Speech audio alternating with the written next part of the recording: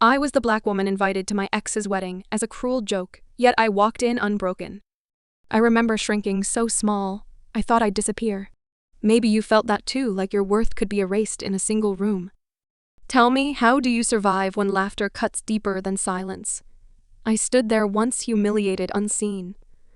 But something inside refused to die. And that's the part of me I want you to hold on to as you step into this story with me. Subscribe now, let's heal together, grow stronger, and rise beyond every scar they tried to write on us. The gold envelope caught a shard of kitchen light and nicked my thumb so slight a sting it felt embarrassed to exist. Heavy paper pressed edges ink that pretended to be kindness. On the inner flap, a photograph of Whitfield Conservatory and Gardens glimmered with fairy lights like a row of teeth. My throat tasted metallic before I read the first line. Amara, read it began, it would mean so much if you could join us so much, to whom to the joke, surely. I am a black woman who understands what paper can carry past due notices, birth names, bus routes, apologies folded, until they forget their shape. This one carried a dare come be small in a room, built for other people's largeness. Countdown 3 weeks.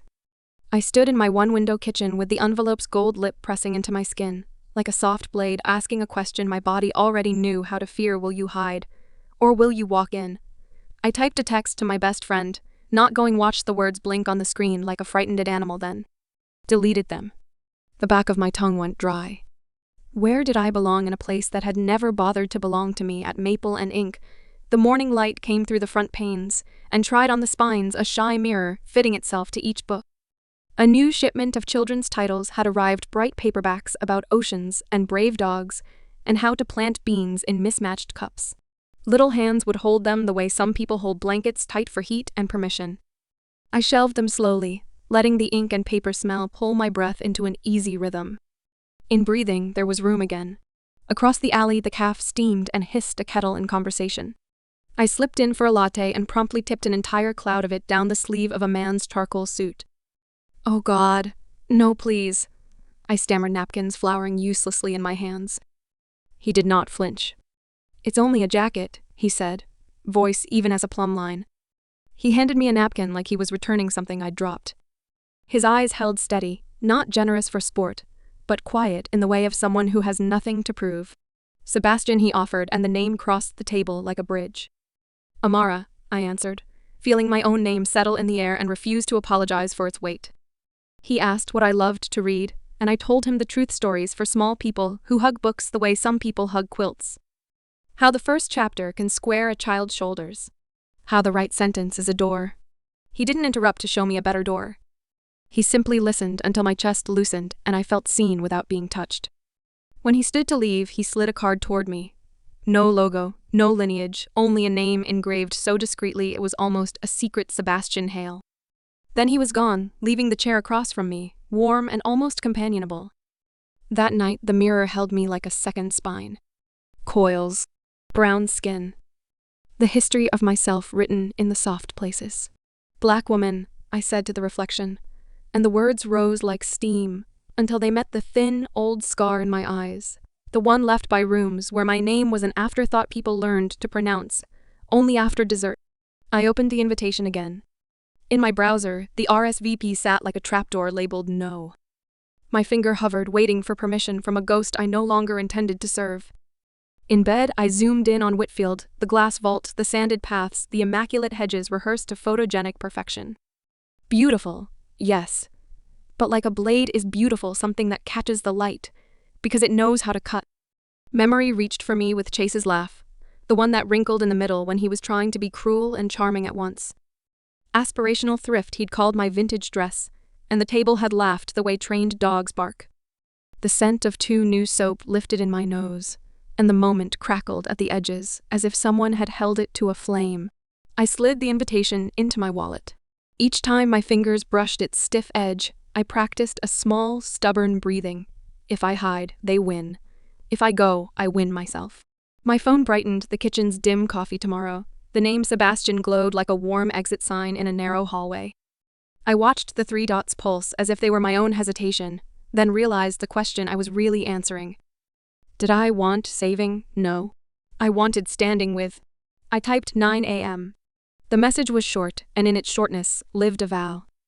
I folded the gold envelope's flap into a clean right angle and tucked it into the wallet's inner sleeve. No longer a wound, but a small standard I carried for an army of one. On the bathroom mirror, I taped a note in hard handwriting, "Don't shrink." The words made the glass feel less like a test, and more like a window I was allowed to open. From the back of my closet, I coaxed out the emerald dress my mother had once petted and called a good idea. I draped it over the chair, and the room stilled under that color. How green can teach a space to quiet itself. On my phone, Chase and Lydia grinned with practiced ease, an algorithm's perfect couple under someone else's perfect light. My heart dipped once, and then found the floor again. I removed the photo from my home screen and closed my eyes to practice what mattered more than any picture entry. I imagined the doors of Whitfield parting not because they knew my name, but because I knew my size. I rehearsed the shape of my body in a place that might prefer me: smaller shoulders, settled chin-level silence. Owned, not imposed. I pictured myself crossing that floor and felt the imaginary weight of 100 glances try me on and find me already wearing myself. I pause here to level with you. My hands still tremble when I reach for the enter key. Shame is a fast learner and an even faster teacher. It tutors the body long after the classroom is empty. Have you ever been invited only to serve as the laugh track, the prop, the footnote? Have you ever felt your lungs negotiate against your own existence? I didn't press decline. I will go, and I will not bow my head. I set my phone down and watched the room breathe with me. The kettle clicked. The neighbor's radio lost, then found a station. Somewhere a car door negotiated with the cold. I labeled the fear what it was and not what it wanted to be. Then I moved through my apartment, touching the small emblems of a life I chose: a chipped mug, a stack of worn paperbacks soft as old shirts, the library receipt with a child's smudged thumbprint, like a tiny shouted me. The envelope in my wallet was no longer a knife. It was a bookmark placed at the moment in the chapter where the lead changes their mind. I pressed my palm to the mirror and felt the glass cool against my skin. "Don't shrink," I said out loud and listened to the room hold me to it.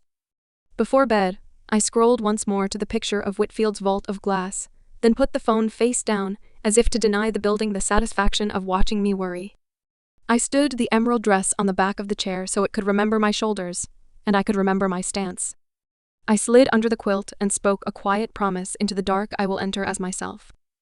They may have sent an invitation expecting a joke, but they do not get to write my punchline. If that lands where your own breath sits, if your chest knows the pinch of rooms that ask you to fold, come with me. The next page is waiting, and I intend to turn it.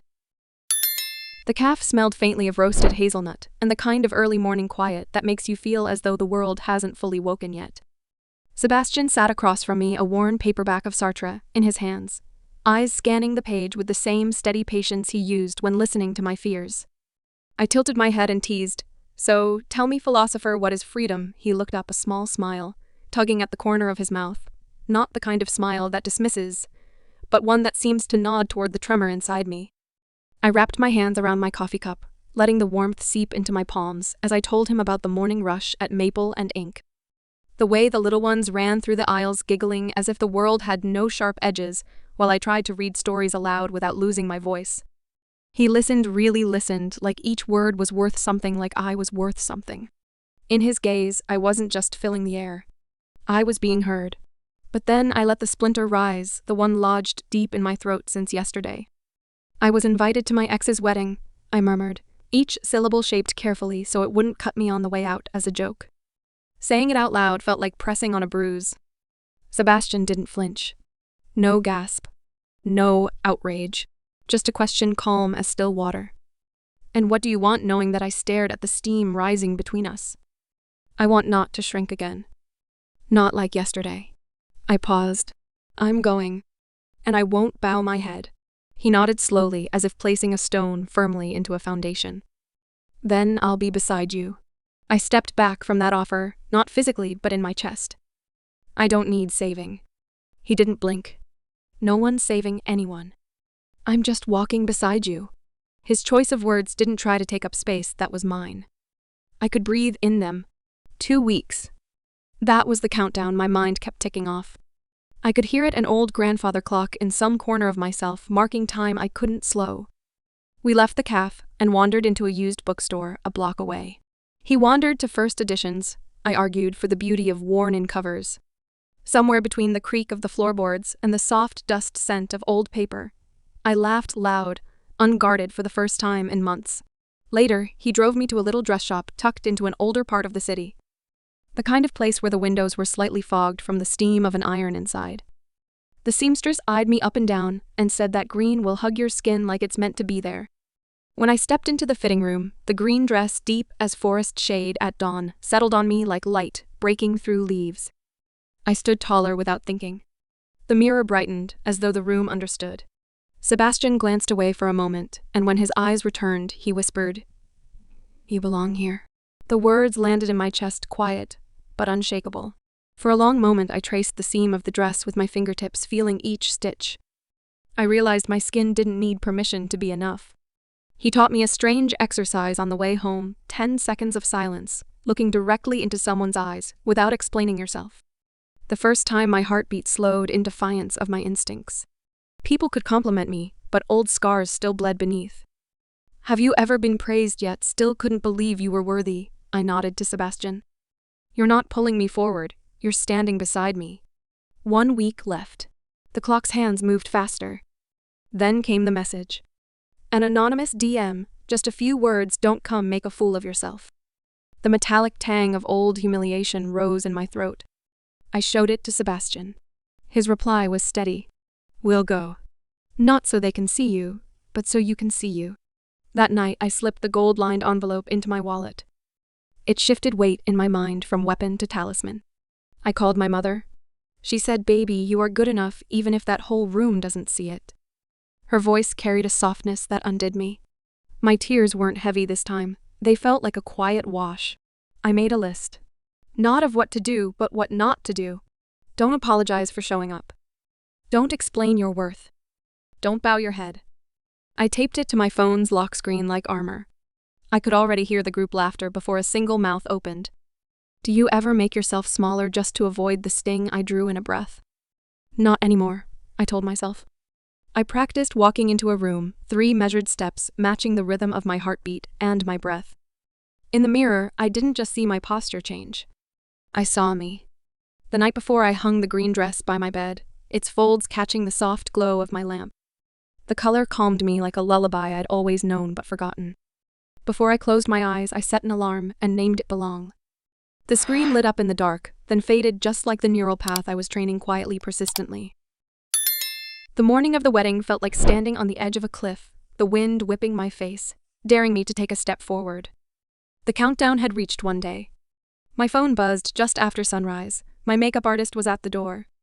She walked in with her brushes and palettes, her apron bristling with colors like a painter about to attack a canvas. "Just so we're clear," I said as she began unpacking. "Keep me, me. Don't cover up what makes me who I am. No mask, no blurring the edges." She nodded with a half smile, but I caught the flicker in her eyes, the kind people have when they're used to polishing women into something more acceptable. My voice was steady, but my heart was loud. By early afternoon, the Maybach slid to a stop in front of my house, its paint catching the winter light in smooth, deep waves. Sebastian stepped out in a tuxedo cut sharp enough to slice through the air, the matted black tie a whisper of defiance against the pristine collar. Power radiated from him, not the noisy kind that demands attention, but the quiet weight that makes a room adjust without knowing why. As we pulled up to Whitfield Hall, my pulse thudded low and slow. Just before I reached for the door handle, Sebastian leaned in, his breath warm against the shell of my ear. "You belong here," he murmured. The words were the same as before, but now they lit something in my chest, a motif glowing brighter each time it appeared. The hall's entrance rose before us like a glass cathedral. Strings hummed in the distance, someone tuning each note taut as a drawn bow. Damp leaves outside breathed in through the revolving doors. My heels clicked against the marble each step, a line drawn in ink, shoulders straight, chin high, not asking for permission. Conversations faltered. Heads turned. It was as if the entire place took 1/2 beat longer between breaths. Then I saw him freeze mid-sentence, his mouth snapping shut like he'd bitten down on a stone. Lydia was beside him, her smile locked tight, sharp as ice. At the reception desk, a young man in a suit flipped through the guest list. Yes," he said too quickly, scribbling something I couldn't see. Your table is right this way. He led us to a cramped spot near a speaker, the walkway narrow enough that servers would brush past us all night. It was the kind of politeness designed to make you feel small. I smiled, my voice light, but laced with steel. They still think I came here to listen. Sebastian's hand closed around mine.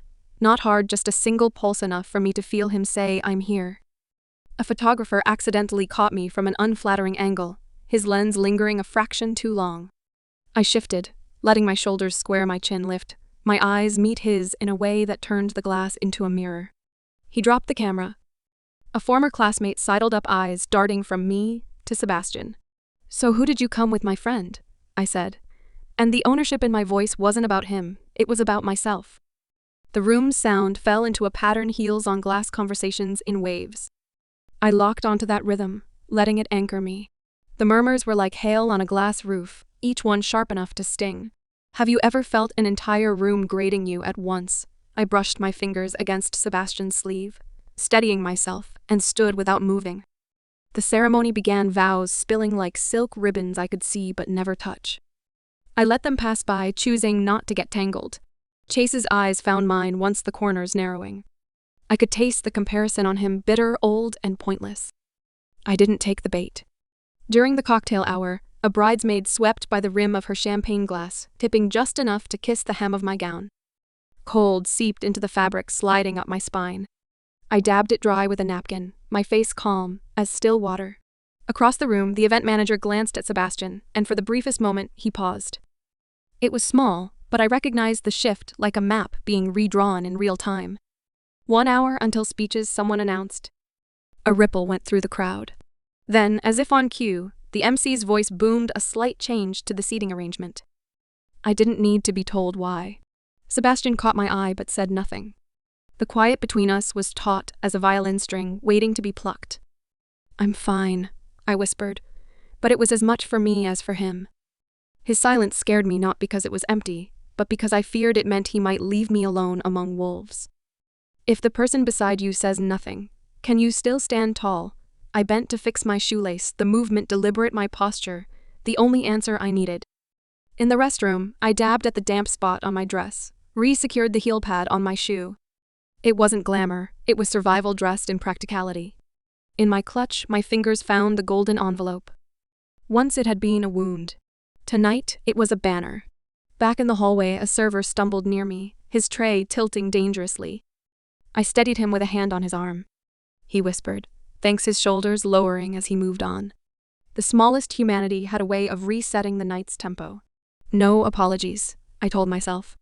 No explanations. No bowing. I repeated it in my head as I walked back to the table, my pulse as even as my stride. If you're still here, hit that like and subscribe, because this story, it's only just getting started. The new seat they gave me was pressed against a towering black speaker, its bass line a dull physical thud that traveled through the table, up the legs of my chair, and into my ribcage. The chair itself wobbled slightly, one leg shorter than the others. Every vibration felt like a reminder that I was not meant to belong here, that my place had been reduced to the leftover space no one wanted. The scent of polished wood mixed with the faint tang of champagne in the air. Polite laughter floated from the other side of the room, where the lighting was warmer, kinder. Here, under this dim corner spotlight, I felt boxed, entrapped, under the weight of ceremony and etiquette. The MSE's voice cracked faintly over the mic as he introduced me. For a moment, I hadn't asked for pronouncing my name. Ron stretching the vowels until they lost their shape, then chuckling like it was a harmless joke. I caught the sharp pop of a few laughs from nearby tables, short, mean bursts like corks popping without celebration. I straightened my spine and kept my shoulders steady, letting my stillness be my refusal. Lydia's heels clicked toward the stage. She took the mic from the MC with the ease of someone accustomed to spotlights. Her eyes found mine from across the room, and her smile curved with calculation. I do hope, she said, voice lifted just enough to carry that everyone here knows their place tonight. Her gaze lingered on me for a beat too long before she turned away. The room responded with a ripple of subtle smirks, some hidden behind champagne flutes. A passing waiter carrying a silver tray of crystal flutes leaned too close. One glass tipped, spilling a thin ring of chilled champagne that kissed the hem of my dark green dress. The cold shock traced down my spine, a creeping trail that seemed to freeze me in place. I brushed at the fabric, but the dampness clung stubbornly. In an instant, I was yanked backward in time to a night years ago, when Chase had looked at me in the same shade of green and dismissed it as too vintage, too out of step with the world. Back then, I had laughed lightly, brushing it off. Now that memory came back like a sharp-edged shard, catching me in the ribs. I found my breath stopping halfway, a pause that hurt. I stepped toward the event manager, a slim man in a fitted vest who seemed perpetually in motion. "My name is on the invitation," I said quietly, holding his gaze. But his eyes slid past me, focusing on a waiter calling from across the room, as if my words had been nothing but air. Beside me, Sebastian leaned slightly closer, his tone low and even. "If you want to leave, I'll take you right now. But the decision has to be for you, not because of them." I turned halfway, my heels pivoting on the polished floor, the thought of the airport flashing in my mind like a way out. My pulse thudded in my ears. The truth was, I felt like I might disappear if I walked away now, like I'd be erasing the last trace of myself from this room. "Have you ever left right before your heart was about to be seen for what it is?" I lowered myself back into the chair. "I'm staying," I told him, more to myself than to anyone else. Over by the entryway, the head of security leaned toward the manager, his voice pitched low. "There's been a complaint about an uninvited guest." I felt the stitch along the shoulder seam of my dress strain, as if the fabric itself were holding its breath. For a long moment, I placed my palm flat on the tabletop. The wood was cool and smooth under my skin, grounding me. The whir of the air vents overhead became louder than the conversations around me. Then Chase was suddenly there, his cologne sharp and wintry, leaning close enough for the scent to settle on my skin. "Don't ruin our day," he murmured, the chill in his voice matching the fragrance. I tilted my chin slightly toward him. "I'm just standing upright," I said evenly, each word weighted with steel. The music cut abruptly, the last notes of the string quartet hanging in the air like dust motes. The MC's voice instructed everyone to find their seats for the speeches. Chairs scraped the sound like a tide of rough wood against tile. A young assistant in a sleek black dress darted to the MC's side, whispering urgently. "Last-minute change for the next speaker." The air shifted with the message, an invisible current of curiosity and mild alarm. Sebastian rose from his seat. It was the first time he'd done so all evening. He didn't hurry. His movement was deliberate, like a stone rising slowly above a river's surface. And then something remarkable happened. The room fell silent, as though pulled into the orbit of his composure. This wasn't the hush that came from obligation. It was the quiet that happens when people feel the presence of something they can't quite name, but know they shouldn't look away from. From across the room, the soft ticking of the grand conservatory clock began to count in my mind. 15 minutes until midnight toast. Each tick was a faint tap inside my chest. In that moment, I feared becoming nothing more than an accessory, someone displayed beside power rather than holding any. "Do you hate more being rescued or being left behind?" I told myself. Tonight, I am neither rescued nor abandoned. Tonight, I stand beside. Sebastian took the mic from the MC, his fingers relaxed around the handle. "Thank you for this beautiful evening," he began. His voice carried evenly a tone that felt both near and far at once, as though it could touch everyone in the room without straining. I scanned the crowd. A few men straightened their collars. Lydia's smile tightened, losing its effortless curve. Chase folded his napkin slowly, his jaw tense. I inhaled, counting 4 seconds in, holding for 6, and releasing for 8, the breathing pattern I'd practiced in countless tense moments. The muscles along my ribs loosened. My mind sharpened, clearing like a lens wiped clean. Overhead, the lighting softened, bathing the space in amber. The string musicians poised their bows above the strings, waiting. It felt as if the entire evening were balancing on the edge of a note not yet played. I lifted my chin by the smallest measure, a gesture so slight no one could name it for what it was, a preparation to cross a line I'd never dared before. Sebastian's voice didn't rise above the hum of the room, yet every ear turned toward him. "It's an honor," he began, his tone even free of any performative flourish, "to be standing in a space so carefully preserved." There was no false grandeur, just the steady cadence of a man who meant every word. He let the pause hang just long enough for people to lean in before continuing. "Tonight," he said, looking toward the event organizers, "I want to thank the Whitfield team for keeping this place beautiful and true." The word "true" landed like the soft chime of a clock. I felt the air tighten as if the walls themselves recognized the praise. Then his gaze shifted to me. I felt it before I saw it, the warmth, the unflinching steadiness.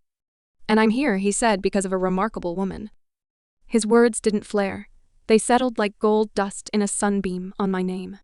The room didn't need to hear it. I knew he meant me. That was when he revealed it casually, almost as an afterthought, yet with the kind of weight that rearranges the air. I owned the Whitfield Conservatory and Gardens. The syllables dropped like smooth stones into a still pond. There was a collective intake of breath. A shiver of whispers ran across the tables like wind through tall grass. I watched the invisible map of power redraw itself. People shifted subtle and sharp. Even those who'd looked through me earlier now recalibrated. He went on speaking not about wealth, but about worth. The most beautiful things can't be bought, he said. They can only be recognized. A new measure had been set, and it had nothing to do with the currency people here thought they understood. Then came the moment that made my chest tighten. In honor of tonight, Sebastian continued, the entire venue fee will be donated to Open Pages Foundation. My knees softened. That was the place I volunteered every weekend, the little safe haven where kids held books like treasure. I saw their faces in my mind, small hands gripping paperbacks, wide eyes, following words like fireflies.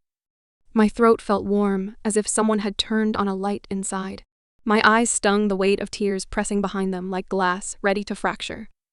Have you ever had someone say your name to the world, not to display you, but to protect you? My fingers gripped the edge of the table. I stood there inside that beam of light, letting it hold me steady.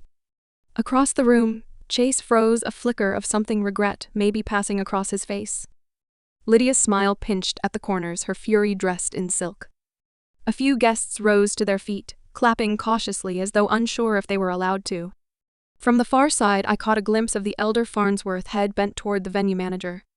Their lips moved quickly. I could almost see the scent of legal trouble rise like steam. That was when the countdown began. 5 minutes. The venue manager's phone rang, urgent. The donation had to be processed and confirmed tonight.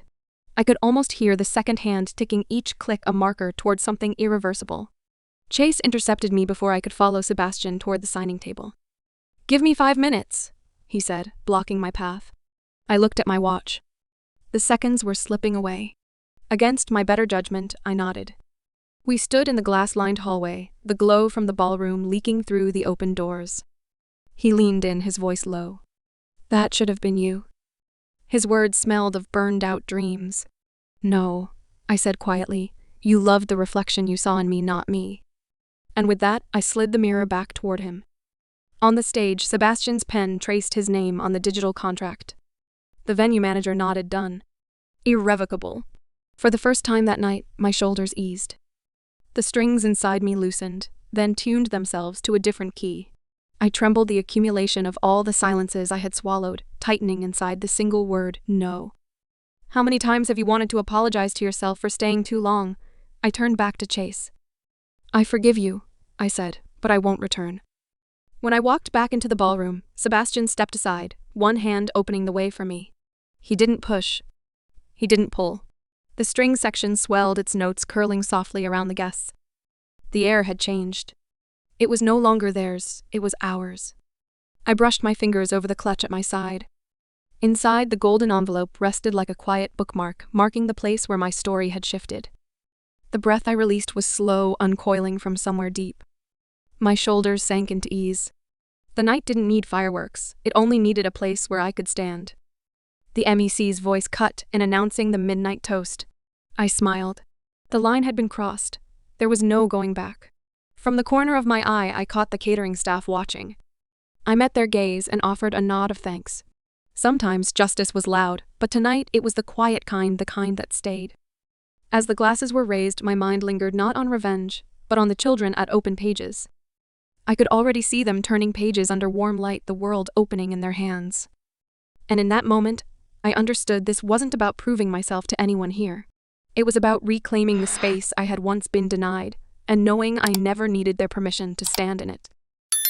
The envelope was the color of pressed cream roses, its texture soft yet weighty in my hand. I'd been sorting through the week's mail when I saw the neat handwriting from Open Pages. The moment I tore it open, the scent of paper met me warm and faintly sweet. Inside was a letter. A few paragraphs in, I reached the line that stopped my breath. A young girl read her first page fluently today. She smiled the whole way through. I could see her, the slight tremble of her lips as she sounded out each word, the widening of her eyes, as the story unfurled under her own voice. My eyes blurred, and I had to sit down before I dropped the paper. I traced the edge of the letter as though it were a seam to a past I'd only just finished sewing shut. Somewhere inside me, the memory of the gold envelope flickered open. It was no longer the weapon I'd once imagined it to be, but a keepsake and emblem of a night when something shifted permanently. The cut it once carried had long since healed, leaving only the shape of a scar I no longer needed to hide. Every Saturday now, Sebastian and I spent hours at Open Pages. We didn't arrive as benefactor and volunteer. We arrived as two people who believed that being seen could save you. He often read aloud to the younger ones, his voice measured, letting them linger over the pictures. I took the older children, watching their faces light up when they recognized a word they hadn't been able to catch the week before. These moments weren't about money or grand gestures. They were about proof that you existed in someone's eyes. One morning, passing the hallway mirror on my way out, I caught my own reflection. No designer gown, no diamonds, just me in jeans and a soft sweater. For the first time, I didn't look for flaws or missing pieces. I didn't measure myself against some imagined standard. I saw myself. And I was enough. I paused, hand resting lightly on the glass. I remember the days when I shrank so far inward I thought I'd disappear. And then, almost without thinking, I turned toward you, the silent listener of my story.